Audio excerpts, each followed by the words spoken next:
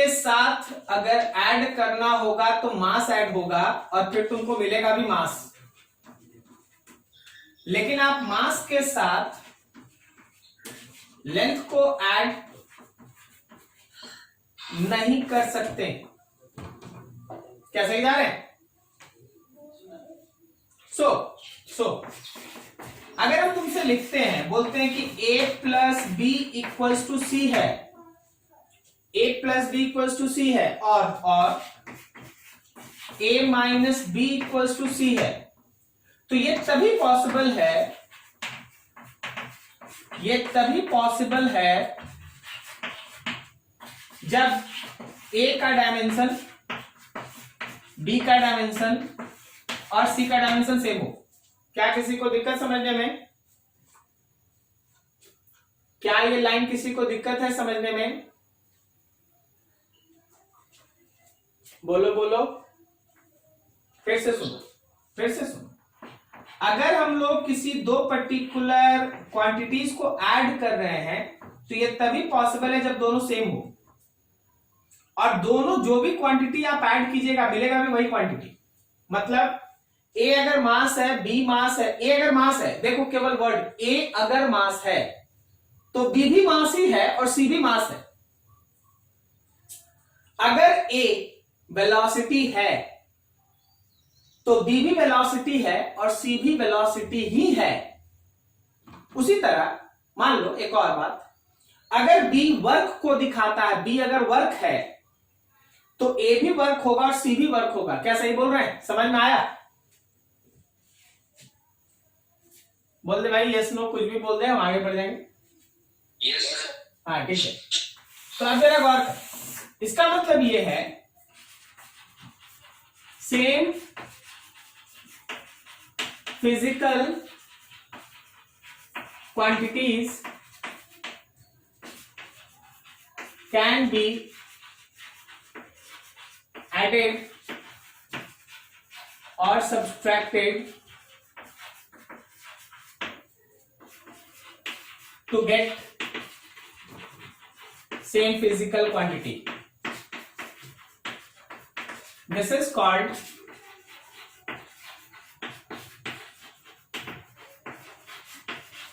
principle of homogeneity. इसी को हम लोग प्रिंसिपल ऑफ होमोजेनिटी कहते हैं। अच्छा, जहां लिखे हैं वहां आपको दिख रहा है क्या?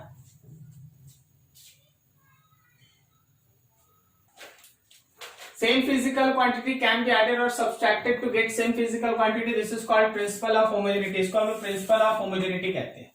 तो वर्ड बहुत खतरनाक है कि प्रिंसिपल ऑफ होमोजेनिटी, लेकिन उसका लॉजिक बहुत सिंपल है कि मास के साथ मास ऐड कीजिएगा, वॉल्यूम के साथ वॉल्यूम ऐड कीजिएगा, वेलोसिटी के साथ वेलोसिटी ऐड कीजिएगा, सेम फिजिकल क्वांटिटी आप ऐड और सब्ट्रैक्ट करते हैं।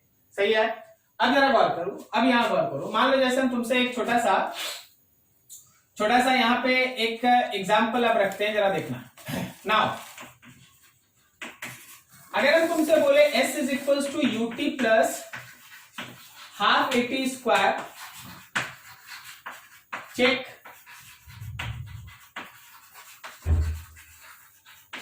Dimensional correctness. हम लोग इसका डायमेंशनल करेक्टनेस चेक करेंगे, सीखिएगा जी ध्यान से। तो जरा गौर करना, ये एक टर्म है, ये U और T एक साथ है, और ये हाफ AT स्क्वायर एक साथ है। ये तीन टर्म है। सबसे पहले देखो S का मतलब आप जानते हैं ना, S का मतलब क्या होता है भाई? S यहां किसको स्टैंड करता है? डिस्प्लेसमेंट। यस, डिस्प्लेसमेंट है। अच्छा, अगर ये S डिस्प्लेसमेंट है तो क्या S का डायमेंशनल फॉर्मूला लेंथ होगा? Yes sir. ठीक है। अब देखो U और T एक साथ लो, U क्या होता है बोलो जी? U क्या इनिशियल वेलोसिटी है? Yes sir. Initial velocity LT minus 1, और फिर एक टाइम है तो टाइम से मल्टीप्लाई भी, तो ये T और ये T माइनस 1 कट गया, क्या फिर से L बचा? Yes sir. ठीक है। अब देखो हाफ AT स्क्वायर, नंबर का कोई डायमेंशन नहीं होता, नंबर बोलो कांस्टेंट्स बोलो, उसका कोई डायमेंशन नहीं होता। ठीक है, नंबर है 1/2 है, 6 लिखा है, 10 लिखा है, 12 लिखा है, तो उसका कोई डायमेंशन नहीं है। पाई लिखा है, उसका कोई डायमेंशन नहीं होता। तो इसका भूल जाओ। ए एक्सप्रेशन एक्सेलरेशन का डायमेंशनल फॉर्मूला बोलो, क्या lt माइनस 2 होगा? और फिर से t का स्क्वायर मतलब t का स्क्वायर, ये दोनों कट गया, क्या यहां l होगा?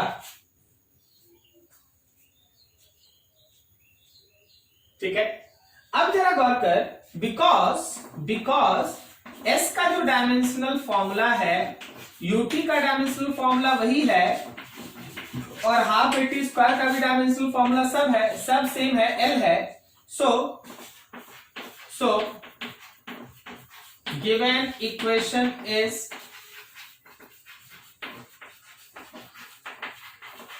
dimensionally correct. given equation is dimensionally correct. जो दिया हुआ इक्वेशन है वो डायमेंशनली करेक्ट है. given equation is dimensionally correct. दिया हुआ इक्वेशन डायमेंशनली करेक्ट है. क्या आप समझ पा रहे हैं? देखो अच्छे से, स्नैप लो इसका. कोई भी दिक्कत है बात करो, अभी बहुत सारे एग्जांपल देंगे, सब धीरे धीरे सब कुछ क्लियर हो जाएगा. कहीं भी कोई डाउट कि सर यहां कैसे आप सोचे हैं, हमको बता दीजिए.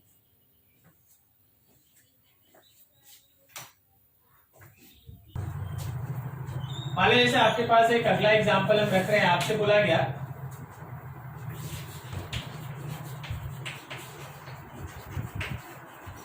चेक डायमेंशनल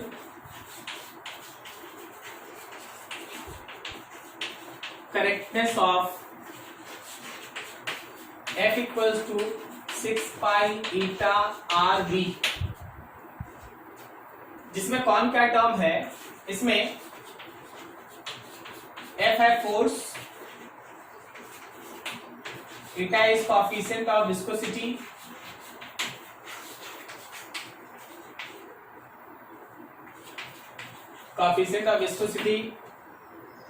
r है रेडियस एंड v है वेलोसिटी. f है फोर्स, eta है कोएफिशिएंट ऑफ विस्कोसिटी, r है रेडियस और v है वेलोसिटी. जरा देखना और समझना. अब अगर हमको ये चेक करना है कि इट इज डायमेंशनली करेक्ट और नॉट, तो आप बहुत सिंपल तरीके से चीज हैंडल करें. आप LHS लें. तो LHS में आपके सामने है फोर्स, और फोर्स का डायमेंशनल फॉर्मूला होता है mlt-2. क्या सही है? आप जब यहाँ पे RHS लेंगे तो RHS में 6 पाई ईटा r और v, 6 पाई ईटा r और v, इसमें 6 पाई तो कांस्टेंट है तो इसको भूल जाओ.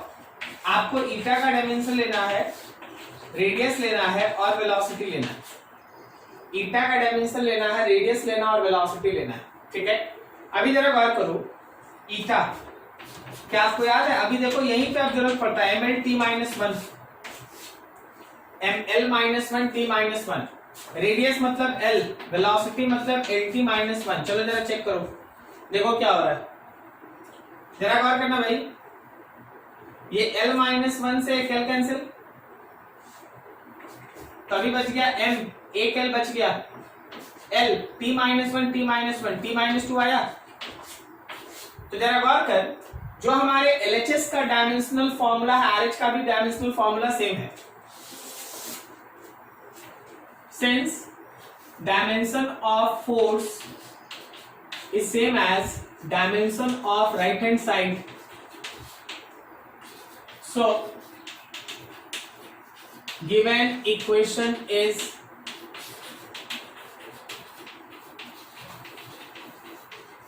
Dimensionally correct.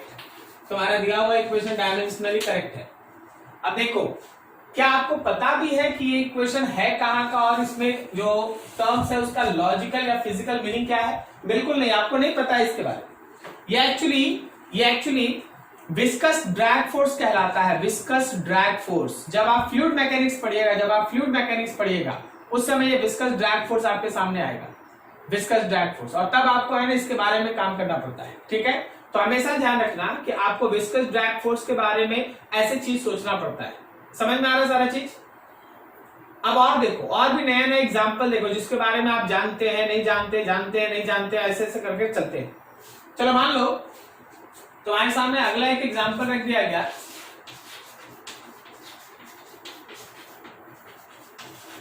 Check dimensional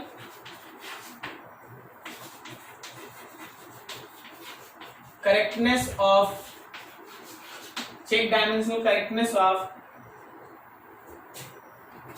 h equals to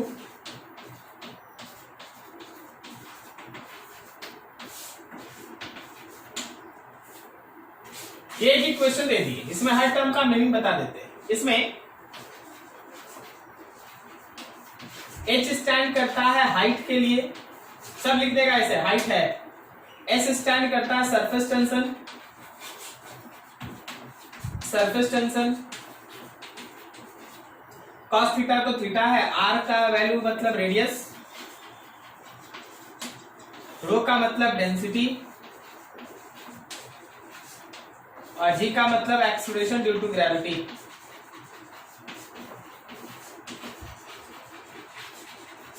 ऐसे बोला गया चल भाई चेक कर whether it is dimensionally correct और नॉट। तो जरा गौर करना, फिर से आप जाओ एलएचएस में। आप जब इसका एलएचएस लिए तो आपके पास हाइट है और हाइट का डायमेंशनल फॉर्मूला लेंथ होता है, हाइट का डायमेंशनल फॉर्मूला लेंथ है। फिर जब आप आरएचएस में आए तो आरएचएस में पूरा सब चीज खड़ा है, 2 है, एस है, कॉस थीटा, आर, रो और जी। 2 है, एस है, कॉस थीटा है, आर है, रो मतलब डेंसिटी और जी है। कोई हमको बताएगा क्या, कोई हमको बताएगा क्या अभी तक पढ़े हुए चीज में इसमें से कौन दो टर्म है जो डायमेंशनली, जिसका डायमेंशन लेस होता है, जो डायमेंशन लेस है?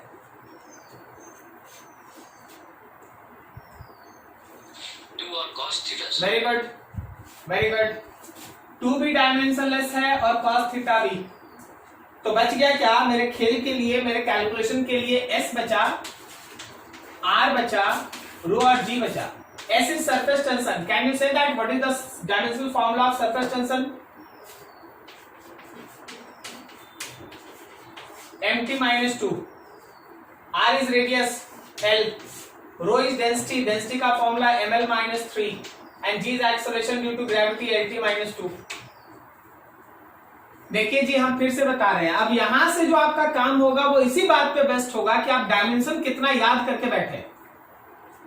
हमेशा आपके पास बुक अवेलेबल नहीं ना है, कॉपी अवेलेबल नहीं ना है, आपको डायमेंशन इतना बेसिक बेसिक जो डायमेंशन लिखा दिया है उसको याद करना ही पड़ेगा, क्वेश्चन उसी से मिलता जुलता रहेगा। So please do that. अब चलो जरा थोड़ा यहाँ पे कैलकुलेट कर लेते हैं भाई। ये m से m कट गया, t स्क्वायर से t स्क्वायर कट गया, l से l कट गया, बचा क्या? बचा है 1 बाई l पे पावर -3 या बोलो तो l पे पावर 3। अब देखो जरा ध्यान से, क्या तुम्हारे LHS का जो डायमेंशन था और जो तुम्हारे RHS का डायमेंशन है क्या वो सेम आया? बिल्कुल नहीं। मतलब जो h का डायमेंशन है और जो dimension 2s cos theta r by rho और g का है वो सेम नहीं है। अगर ये सेम नहीं है तो दिया हुआ इक्वेशन डायमेंशनली इनकरेक्ट है। सो given equation is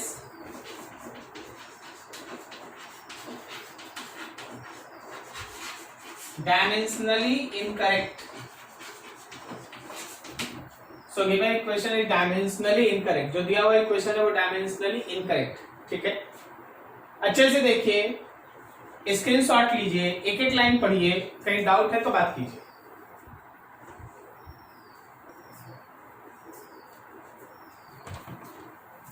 अब देखो इसी में एक दूसरा सेक्शन भी आता है, न्यूमेरिकल का एक बेहतरीन पोर्शन होता है, उसको जरा देखो और क्वेश्चन को समझो। तुमसे ये बोला गया, इफ गिवन इक्वेशन, इक्वेशन क्या है? f equals to ax plus bt square, where f क्या है भाई? फोर्स है, x क्या है? डिस्प्लेसमेंट है और t है टाइम। तो एक equation f equals to ax plus bt square. अब यहां समझना, इस डायमेंशनली करेक्ट बोल दिया कि ये डायमेंशनली करेक्ट है,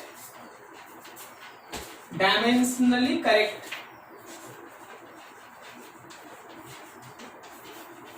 देन फाइंड, तुमको क्या निकालना है? डायमेंशनल फॉर्मूला ए का निकालना है और डायमेंशनल फॉर्मूला बी का निकालना है। ये इसी सेक्शन का दूसरे तरह का, दूसरे टाइप का न्यूमेरिकल। तो बोल दिया कि आखिर एक फोर्स का इक्वेशन है F equals to x plus b t square. इसमें F फोर्स है, x डिस्प्लेसमेंट और t टाइम है, तो तुमको इसके बेसिस पे a और b का डायमेंशन निकालना है। अब देख क्वेश्चन समझ, अगर क्वेश्चन तुमको खुद बोल रहा है, अगर क्वेश्चन तुमको खुद बोल रहा है कि जो आप इक्वेशन लिखे हैं ax plus b t square ये डायमेंशनली करेक्ट है, ax plus b t square ये डायमेंशनली करेक्ट है, तो ध्यान रखना कि जो डायमेंशन इस f का होगा वही डायमेंशन ax का होगा और वही डायमेंशन बी टी स्क्वायर का होगा, तीनों का डायमेंशन सेम, तभी ये डायमेंशनली करेक्ट है। तो चलिए भाई यहीं से लग जाते हैं, मतलब फोर्स का जो डायमेंशन है उसको इससे भी इक्वेट कर सकते हैं और फोर्स का जो डायमेंशन उसको इससे भी इक्वेट कर सकते हैं। So dimension of f is equals to dimension of a into x. तो फोर्स में अगर हम x को लाके डिवाइड कर दें तो क्या ये a बचेगा? फोर्स में x को लाके डिवाइड कर दें तो a बचेगा? तो बस अब आपको कुछ नहीं करना है, आपको फोर्स का डायमेंशन पुट कर देना है ml t-2 और x का डायमेंशन पुट कर देना है l। x क्या है तो x डिस्प्लेसमेंट है, l होगा, l कट गया तो x, a का डायमेंशनल फॉर्मूला हो गया mt-2, this is dimensional formula of a। a निकल गया, दिमाग दौड़ा, क्या b निकल जाएगा? Yes sir. इसी तरह से हम लोग फिर से एक बार काम स्टार्ट करेंगे और जो डायमेंशन f का है वो b इंटू टी स्क्वायर के साथ सेम होगा, जो डायमेंशन f का है वो b इंटू टी स्क्वायर के साथ सेम होगा। तो इसका मतलब ये है कि f में अगर हम लोग t स्क्वायर से डिवाइड करें तो ये b हो जाए, तो फोर्स हो गया हम लोगों का ml t-2 और नीचे t स्क्वायर ये b है, तो क्या फाइनली तुम ऐसे b लिख देगा ml t-4, तो a का डायमेंशनल फॉर्मूला b का डायमेंशनल फॉर्मूला। क्या ये लॉजिक समझ में आया? अगर दिया हुआ इक्वेशन डायमेंशनली करेक्ट है, अगर दिया हुआ इक्वेशन डायमेंशनली करेक्ट है, सो ऑलवेज रिमेंबर कि आप उसमें हर टर्म के डायमेंशन को बराबर कर सकते हैं। जो डायमेंशन फोर्स का है वही x का है, वही bt स्क्वायर का है। Now see that next example, थोड़ा कॉम्प्लिकेटेड, समझते चलना।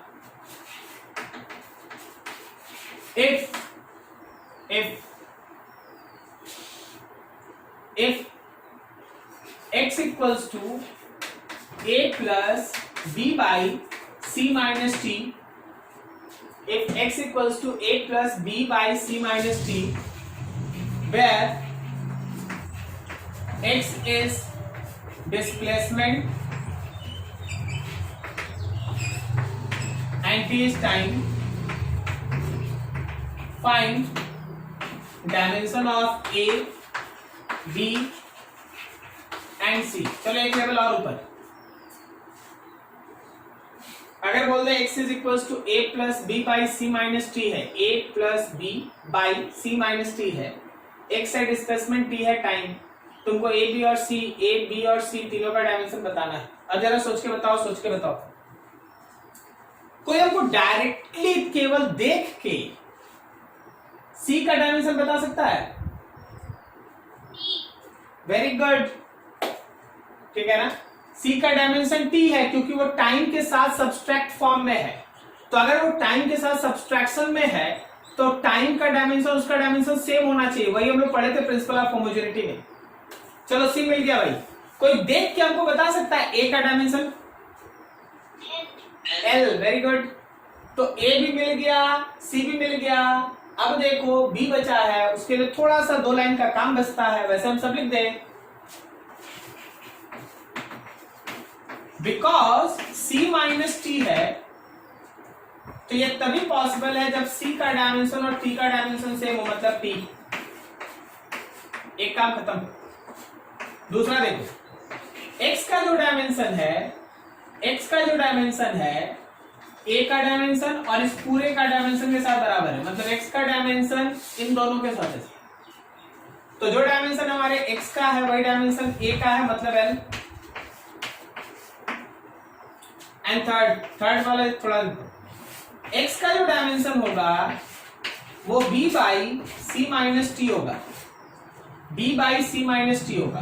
अब जरा बात कर, b को b छोड़ दो, c minus T time minus time क्या टाइम होगा,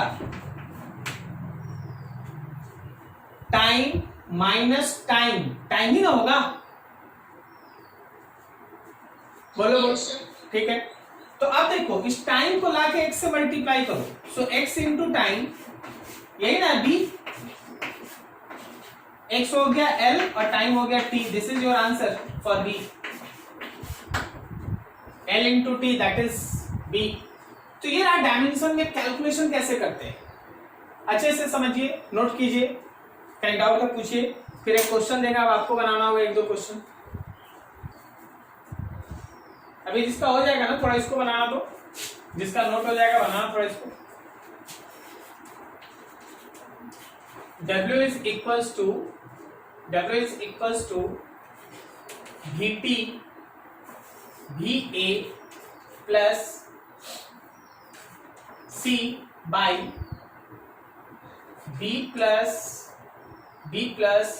F, where W क्या है, वर्क है, B वेलोसिटी है और F फोर्स है। W वर्क है, B वेलोसिटी है, F फोर्स है। तुम्हारा काम क्या है, A का डायमेंशन बताना, सेम काम B के लिए और फिर C के लिए। चलो ये तीनों थोड़ा ट्राई करो, बनाओ, आंसर आएगा 100% आएगा, बस थोड़ा सा अच्छे से सोच के बताओ। बिकॉज हम लोगों के पास था work is equals to VA plus C by B plus F। एक तो आप देख ही रहे हैं कि B और F आपस में एडेड है, तो B का डायमेंशन जो है वो F के डायमेंशन के बराबर होगा, and your answer is MLT minus 2, and your answer is MLT minus 2, पहला। दूसरा, जो डायमेंशन हमारे वर्क का है वो इन दोनों का मिलाकर और इन तीनों का मिलाकर सेम होगा, ऐसा, ठीक है। तो वर्क के डायमेंशन को हम लोग B और A के डायमेंशन से मिला दिए, तो अगर हम लोगों को A चाहिए तो वर्क में वेलोसिटी से डिवाइड करना है। वर्क का मतलब हो गया ml स्क्वायर T माइनस 2 और नीचे हो गया LT माइनस 1, जो जो कैंसिल किया कर लिया, MLT माइनस 1, MLT माइनस 1, ये रहा तुम्हारा A का डायमेंशनल फॉर्मूला, MLT माइनस 1, ठीक है। Now see that third one, third हम लोगों का जो डायमेंशन हमारे वर्क का है वही dimension C by B plus F है। B प्लस F को हमको दो बार लिखने का जरूरत नहीं है, हम यहाँ चाहे तो एक ही बार फोर्स भी लिख सकते हैं। तो अगर हमको C का डायमेंशन चाहिए तो फोर्स को वर्क के साथ इक्वेट करो, वर्क से मल्टीप्लाई करो, work into force, this is C। अब आप यहां से अगर चाहें तो C के लिए लिख सकते हैं वर्क का dimensional formula ml square T minus 2 और फिर से फोर्स का dimensional formula ml T minus 2। दोनों को जब आप मल्टीप्लाई के comes to be m square L cube T minus 4, m square L cube T minus 4, m square L cube T minus 4। क्या समझ में आया सबको? किन किन का सही हुआ जी, नाम बताइए थोड़ा अपना अपना।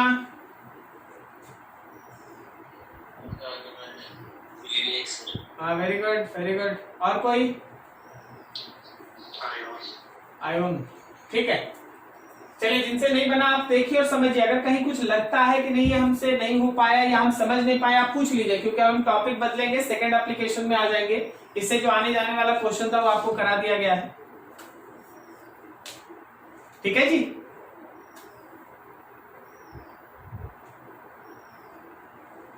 चलो ठीक है आगे बढ़े, चलिए भाई ठीक है। Yes sir. चलो हम लोग है ना इसके सेकंड एप्लीकेशन में इंटर करते हैं। ये फर्स्ट था जिसमें हम लोग देखें कि कैसे हम लोग dimensional correctness of any physical formula को यूज करके अलग अलग तरह का सिचुएशन हैंडल करते हैं। Second application is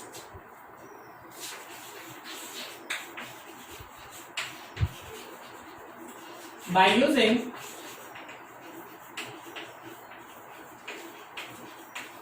dimensional analysis, we can convert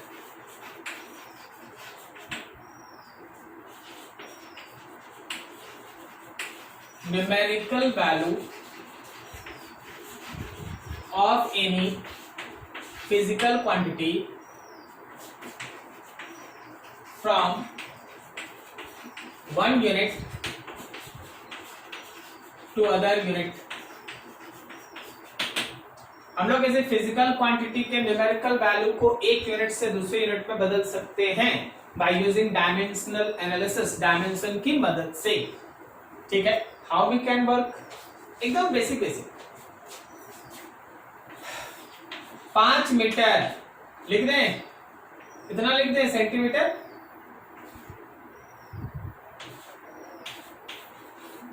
500 centimetre, समझ गया।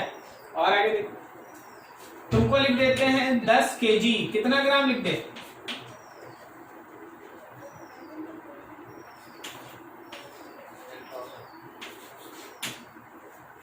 अच्छा सर इतना छोटा छोटा चीज लिख रहे, इसमें बताना क्या चाहते हैं? हम बताना चाहते हैं एक ऐसा चीज जिसको तुम ध्यान नहीं दिया करो। देख, ये है मेरा पहला यूनिट, यह है मेरा दूसरा यूनिट, यह है मेरा पहला न्यूमेरिकल वैल्यू, यह है मेरा दूसरा न्यूमेरिकल वैल्यू।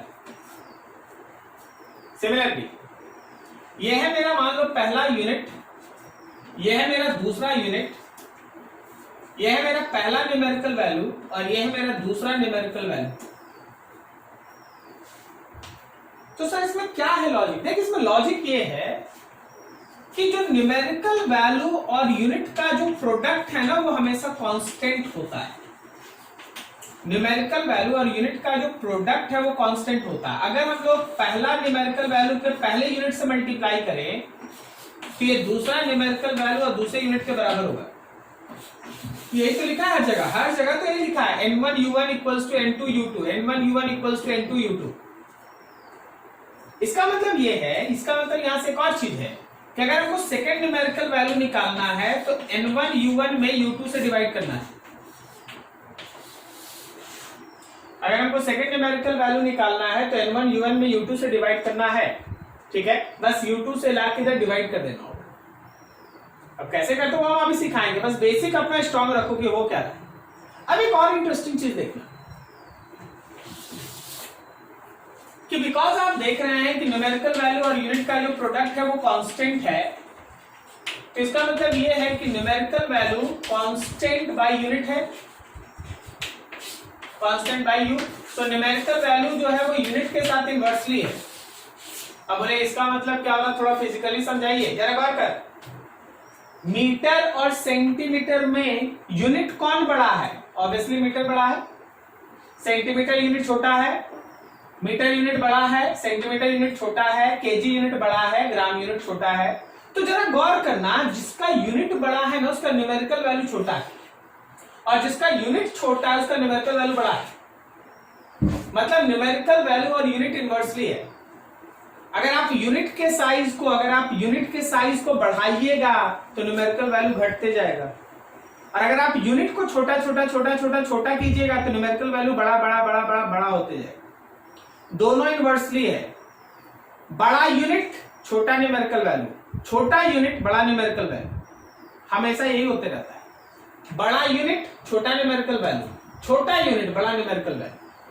तो ये सब फंडामेंटल चीज है जिसको आपको समझना है। अब जो आगे आप कैलकुलेशन करेंगे वो सब इससे चलेगा। Second numerical value is equals to first numerical value into first unit divided by second unit. बस इसी पे सारा कैलकुलेशन चलेगा। ठीक है, यहां तक देखिए, अच्छे से समझिए, कहीं डाउट है पूछ लीजिए, कहीं डाउट है पूछ लीजिए।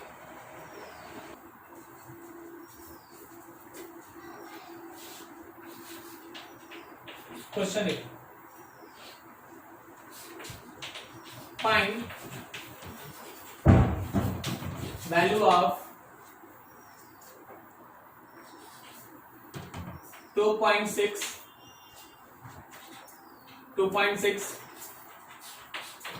kg per meter cube density into CGS unit. 2.6 kg पर मीटर क्यूब डेंसिटी को हम लोग को CGS में कन्वर्ट करना है, CGS यूनिट में इसको कन्वर्ट करना है। ठीक है, देख अब दो तीन चीजें, अभी हम छोटा छोटा क्वांटिटी ले रहे हैं, बड़ा बड़ा क्वांटिटी भी जब आएगा तो काम कैसे करना उसके लिए तैयारी करते हैं। सबसे पहले जो भी फिजिकल क्वांटिटी रहे ना उसका डायमेंशन या यूनिट दो में से एक चीज आना चाहिए। फिर से सुन लो, जिस भी फिजिकल क्वांटिटी पे आप काम करेंगे क्वेश्चन में उसका डायमेंशन या यूनिट दोनों में से एक चीज आना चाहिए, क्योंकि अगर कोई भी एक चीज आता है तो आप यूनिट लिख दीजिएगा। डायमेंशन आता है तो भी आप यूनिट लिख पाइएगा, यूनिट आता है तो बहुत बढ़िया बात है। ठीक है, तो अभी देख हम लोग के पास क्या है, हम लोग के पास है डेंसिटी।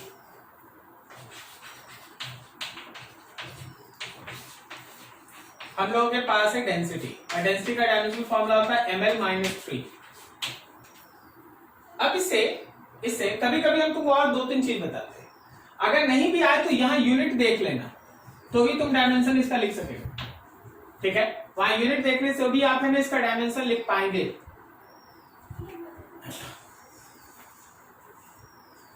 हाँ, अब जरा गौर करो कि इसका दो यूनिट हो गया, एक यूनिट जो क्वेश्चन में दिया है कितना है भाई, तो केजी मीटर पर पावर -3 और उसमें न्यूमेरिकल वैल्यू दिया है 2.6, और दूसरा जो हम लोगों को क्वेश्चन में निकालने के लिए बोला है वो है सीजीएस। सीजीएस का मतलब होता है ग्राम सेंटीमीटर, मास को लेना है ग्राम में और लेंथ को लेना है सेंटीमीटर में। क्या आप समझे ये बात?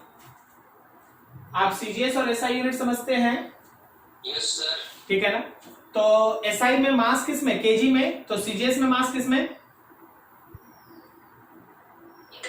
ग्राम में।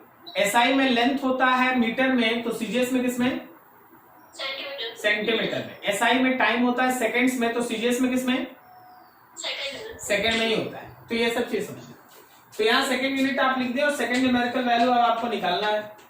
तो अभी हम लोग है ना 2 मिनट पहले ही पढ़ रखे हैं कि अगर हमको सेकंड न्यूमेरिकल वैल्यू चाहिए तो n1 u1 में हम लोग u2 से डिवाइड कर लें, तो n2 is equals to n1 कितना है भाई 2.6, u1 कितना है तो kg है और मीटर पे पावर -3 है, और u2 कितना है तो ग्राम है और सेंटीमीटर पे पावर -3। थोड़ा सा एडजस्टमेंट देखो, 2.6 kg और ग्राम को एक साथ, kg by gram common power 1 है, मीटर और सेंटीमीटर को एक साथ कॉमन पावर -3 है। चलिए सारा वैल्यू पुट करते हैं। n2 is equals to 2.6 kg by gram. अब देख, क्या हम लोग kg को 1000 ग्राम लिखें और नीचे 1 ग्राम, कॉमन पावर 1 है, kg को ग्राम में बदले, उसी तरह मीटर को सेंटीमीटर में बदल रहा है, 100 सेंटीमीटर और नीचे 1 centimetre, power -3। So n2 will be equals to 2.6 1000 100 पे पावर -3, 2.6 1000 100 पे power -3। So n2 will be 2.6 into 10 पे पावर 3। देखो जी 100 है तो क्या हम इसको 10 पे पावर -6 लिख दें? बोलो बोलो हाँ या ना। Yes sir. तो हमारे पास वैल्यू हो गया 2.6 into 3 है -3, this is the new numerical value, ये आपका नया न्यूमेरिकल वैल्यू। तो एकदम simple.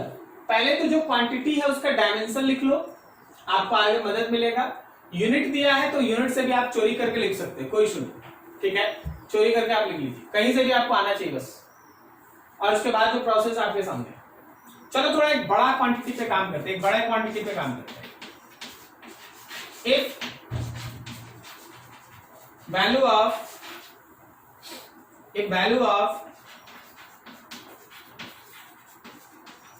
Universal gravitational constant capital G is 6.67 into 10 to the power -11। इसका एसआई यूनिट क्या होता है? इसका एसआई यूनिट क्या होता है? तो केजी पे पावर -1, केजी पे पावर -1 एक मिनट थोड़ा सोच रहे हैं हम भी। एल पे पावर हो गया हम लोगों का 3, ठीक है, और टी पे पावर -2, मतलब मीटर पे पावर 3 और सेकंड पे पावर -2। ये है इसका यूनिट। वैसे आपको क्वेश्चन में देगा, अगर नहीं देगा तो हम लोग अपना लिखेंगे। आप देखिए, हम भी जो लिख रहे थे हम अपने दिमाग में इसका डायमेंशन ही चला रहे थे, ठीक है। तुमसे बोला गया फाइंड, जस्ट एक मिनट,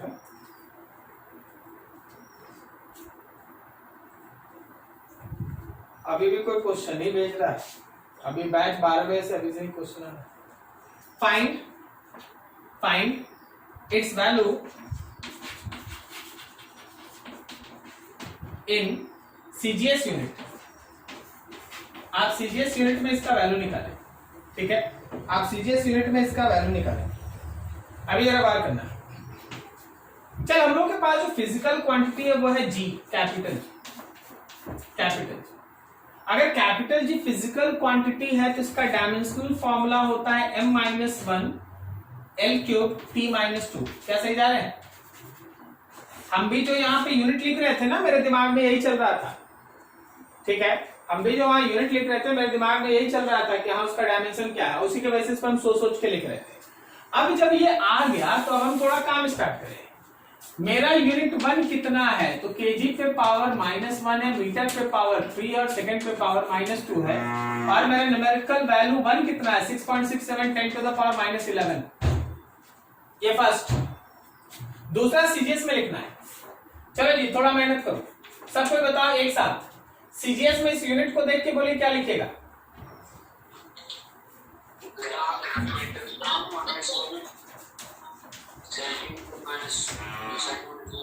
क्या सही लिखे हैं? और यूनिट न्यूमेरिकल वैल्यू लोगों को निकालना है, ठीक है। चलो देखो, अगर कॉपी पेस्ट हो रहा है, बस ये क्वांटिटी छोटा है, ये क्वांटिटी थोड़ा बड़ा। नाउ करना क्या? n2 निकालना है भाई, तो n1 u1 में u2 से डिवाइड कर देना है। सो n2 विल बी, n1 हो गया 6.67 10 टू द पावर -11। बगल में देख, यूनिट 1 कितना है? तो केजी पे पावर -1, मीटर पे पावर 3 और सेकंड पे पावर -2, डिवाइड करना है ग्राम -1 सेंटीमीटर क्यूब और सेकंड -2 से। So it is 6.67 10 to the power -11 kg by gram power -1, metre by centimetre power 3 और सेकंड बाई सेकंड पावर -2। देखो सेकंड वाला तो कॉमन है, खत्म, उसमें कोई चेंज ही नहीं, ऊपर भी सेकंड नीचे भी सेकंड, ऊपर भी सेकंड नीचे भी सेकंड, काट दो, खत्म। लेकिन बाकी सब पे तो काम होगा, यहां पे काम होगा। 6.67 10 to the power -11। देख, केजी 1000 ग्राम, नीचे 1 ग्राम, पावर -1, मीटर 100 सेंटीमीटर, नीचे 1 सेंटीमीटर, पावर 3 और यहाँ 1। सो it is 6.67 into 10 to the power -11। यहाँ पे आ गया 10 पे पावर -3 और यहाँ आ गया 10 पे पावर 6। क्या बोलता है? सही जा रहे हैं? कैलकुलेशन देख, कैलकुलेशन समझ। यहाँ 1000 था तो 10 पे पावर -3 और यहाँ 100 है, 3 है, तो क्या 10 पे पावर 6 लिख सकते हैं? कैलकुलेशन ठीक है। अब जरा वर्क करो, it can be 6.67 10 to the power -11 -11 -3 और +6, -3 और +6 सॉल्व कर लो। 6.67 into 10 to the power -8। This is your answer. This is your new numerical value. ठीक है, 6.67 into 10 to the power -8। कोई भी क्वांटिटी उठा लीजिए, अब तो आप न्यूमेरिकल बनाइएगा, आप देखिएगा, कोई भी क्वांटिटी उठा लीजिए, जो मेथड सिखा दिए बस यूज दैट, ठीक है। अभी 1-2 क्वेश्चन देंगे, आपको बनाना होगा, नोट करो बढ़िया से, कहीं समझ में नहीं आप पूछ लो।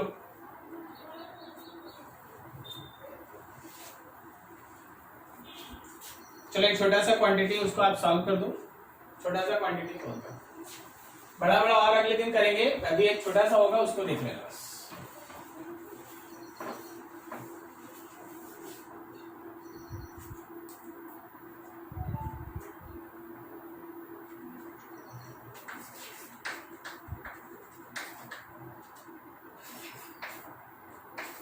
एक्सेलरेशन ड्यू टू ग्रेविटी, जिसको आप स्मॉल जी भी लिखते हैं, उसका एग्जैक्ट वैल्यू कितना होता है 9.8 मीटर पर सेकंड स्क्वायर ना। क्वेश्चन है find its value in CGS unit. चलो थोड़ा फटाफट बना दो। 0.8 into 10 to the power 2. Very good, 10 to the power 2. एकदम सही, बिल्कुल सही। तो बहुत बड़ा चीज नहीं है, लेकिन हम लोग है ना अगले दिन और बड़ा बड़ा जाएंगे। तो आपके पास जो जी है उसका एक्सेलरेशन है वो तो 80-2 होगा। यूनिट 1 है मीटर पर सेकंड स्क्वायर, न्यूमेरिकल वैल्यू 1 है 9.8। यूनिट 2 सीजीएस में होगा तो सेंटीमीटर पर सेकंड स्क्वायर होगा, और इसी का न्यूमेरिकल वैल्यू हम लोगों को निकालना है।